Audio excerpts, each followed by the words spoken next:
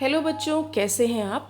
स्वागत है आपका डिपार्टमेंट ऑफ एजुकेशन की इस 25 यानी कि 25 अगस्त की वर्कशीट में।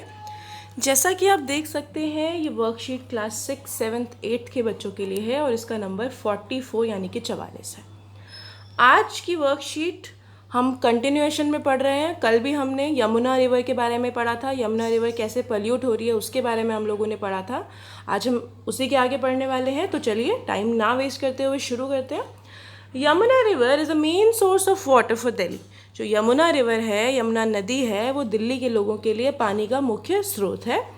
Unfortunately it is one of the most polluted river in the country. लेकिन ना चाहते हुए भी जो हमारी कंट्री है उसमें से ये जो सबसे ज़्यादा दूषित, सबसे ज़्यादा पोल्यूटेड रिवर्स है उनमें से एक है। Due to this reason it is unknown as a dead river. और इस वजह से इसको लोग, it is known as a dead river यानी कि लोग इसको डेड रिवर यानी कि मरी हुई नदी के रूप में भी जानते हैं, बोलते हैं।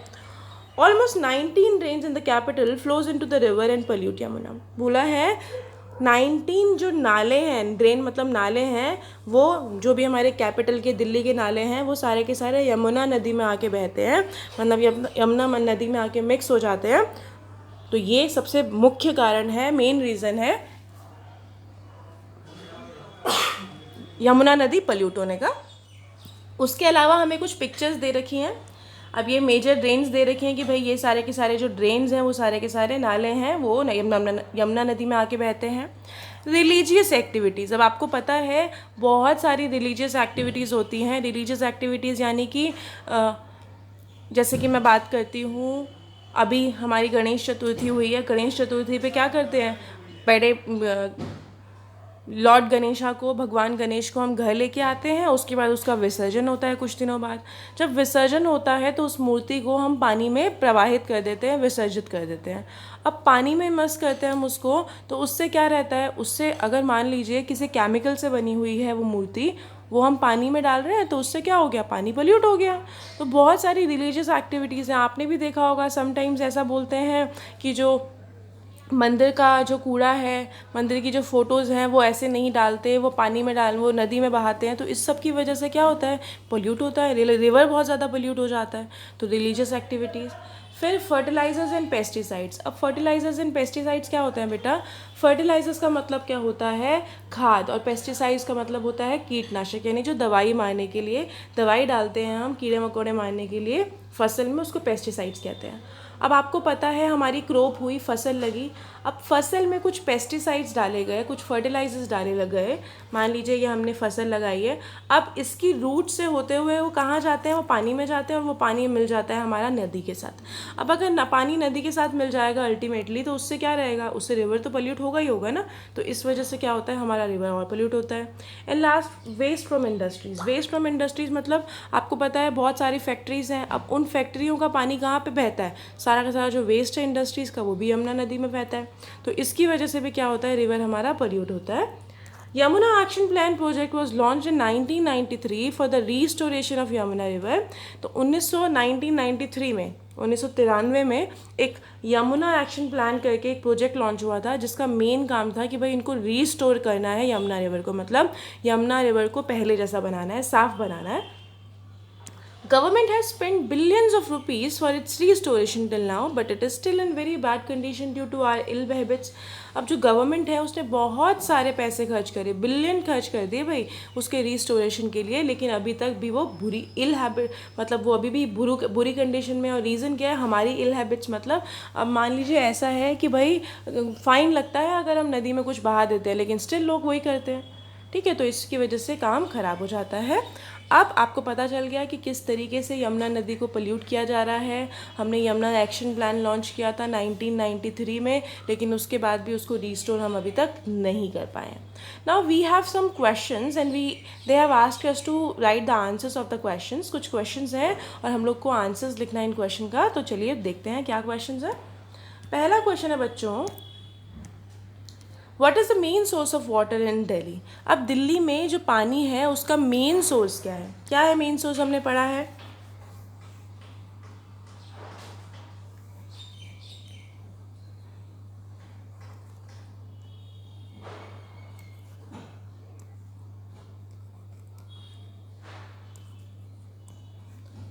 पहले प्रश्न का आंसर है Yamuna river is the main source of water for Delhi. मतलब जो दिल्ली है, दिल्ली में जो पानी का जो मुख्य सोर्स है वो क्या है, यमुना रिवर ही है। आप इसे नोट डाउन कर लीजिए अच्छे से, मैंने मार्क कर दिया है। टाइम लग रहा है तो पॉज कर दीजिए, पॉज करके पहले नोट डाउन कर दीजिए और फिर आगे बढ़िए। चलिए अगला प्रश्न देखते हैं। What are the causes of pollution river, Yamuna river. बताइए, हमें कारण पूछे हैं कि क्या क्या कारण क्या है कि जिससे यमुना नदी पोल्यूट हो रही है।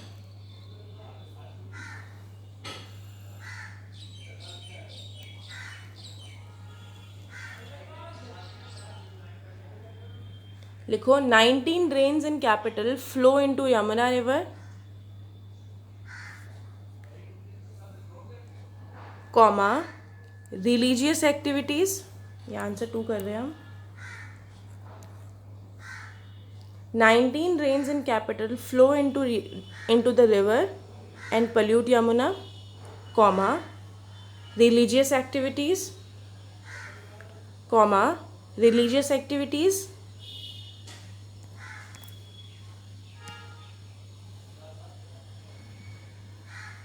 Comma fertilizers and pesticides, comma waste from industries,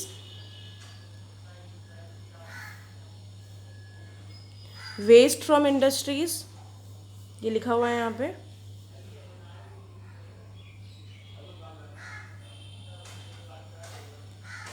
are the causes of pollution river water, are the causes of pollution river.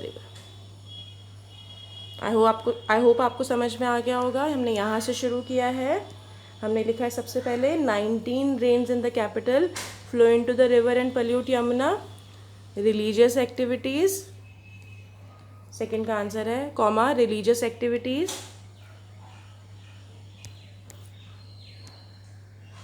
उसके बाद फर्टिलाइजर्स एंड पेस्टिसाइड्स, फिर comma waste from industries. I hope आपको दिख रहा होगा, ये नहीं दिख रहा तो मैं यहाँ पे लिख देती हूँ, fertilizers and pesticides,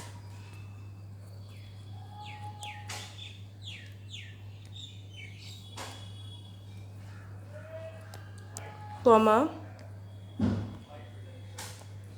waste from industries, उसके बाद आप लिखेंगे are the cause of pollution of Yamuna river. इस तरीके से आपका पूरा का पूरा आंसर 2 कंप्लीट हो गया। चलिए अगला क्वेश्चन देखते हैं। Suppose you have a major lamp of Aladdin, what are the 3 wishes you will ask the genie about the Yamuna river. बोला है अगर आपके पास अलादीन का चिराग आ गया, जिन हो गया, तो आप क्या करेंगे, 3 विशेस आपकी जो आप फुलफिल कराएंगे, क्या होंगी वो।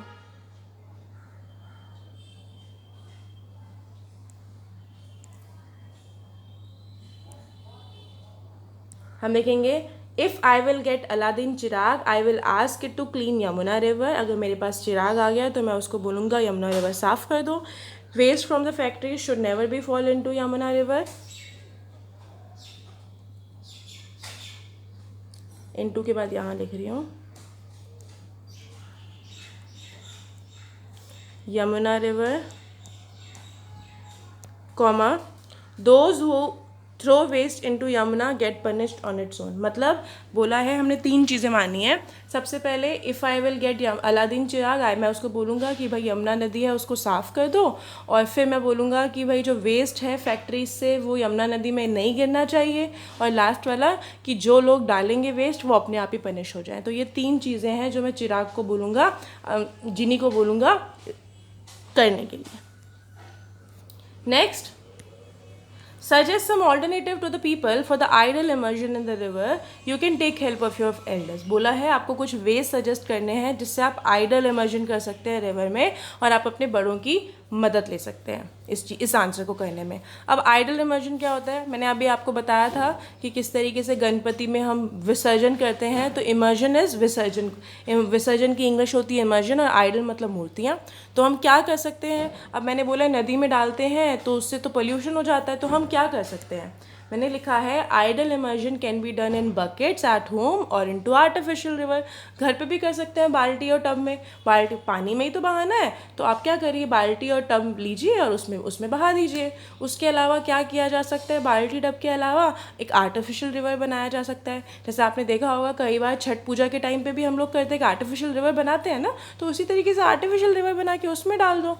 या फिर एक और चीज़ करी जा सकती है, वो तो इमर्जन के लिए बोला है, हम क्या कर सकते हैं, हम इको फ्रेंडली चीज़ें यूज़ कर सकते हैं। हम मिट्टी के बने हुए गणपति यूज़ कर सकते हैं। मिट्टी के बने हुए गणपति यूज़ करने से क्या होगा, मिट्टी तो ठीक होती है, मिट्टी में तो पोल्यूशन नहीं होता है।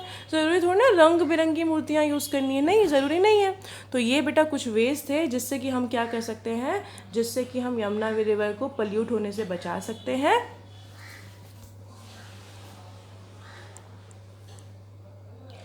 रिवर को पोल्यूट होने से बचा सकते हैं। और ये हमने पढ़ा है आज यमुना रिवर के बारे में। आई होप आप लोगों को अच्छे से समझ आ गया होगा। अब हम कल मिलेंगे कल की वर्कशीट के साथ। तब तक के लिए स्टे हेल्दी, स्टे सेफ।